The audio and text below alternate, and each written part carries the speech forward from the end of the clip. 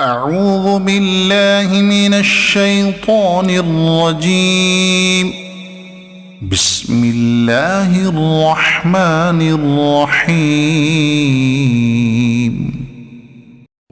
بديع السماوات والأرض أنى يكون له ولد ولم تكن له صاحبة وخلق كل شيء وهو بكل شيء عليم.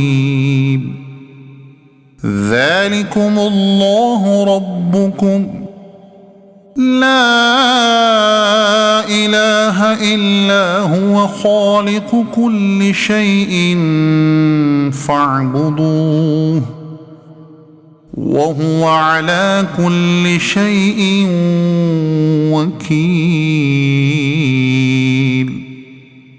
لا تدركه الأبصار وهو يدرك الأبصار وهو اللطيف الخبير.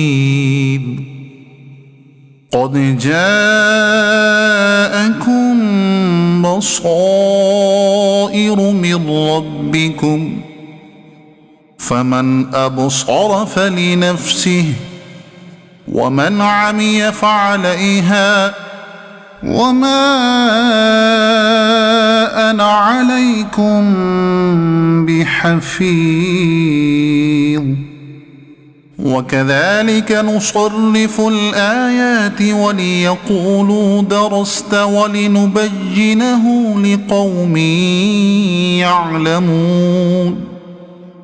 اتبع ما أوحي إليك من ربك لا إله إلا هو وأعرض عن المشركين.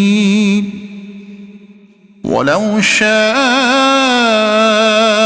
الله ما أشركوا وما جعلناك عليهم حفيظا وما أنت عليهم بوكيل.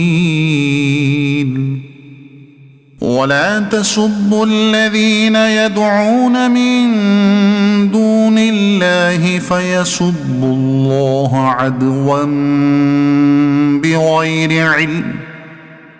كذلك زينا لكل أمة عملهم ثم إلى ربهم مرجعهم فينبئهم بما كانوا يعملون. وأقسموا بالله جهد أيمانهم لئن جاءتهم آية ليؤمنن بها. قل إنما الآيات عند الله وما يشعركم أنها إذا جاءت لا يؤمنون. ونقلب أفئدتهم وأبصارهم كما لم يؤمنوا به أول مرة ونذرهم في طغيانهم يعمهون. صدق الله العظيم.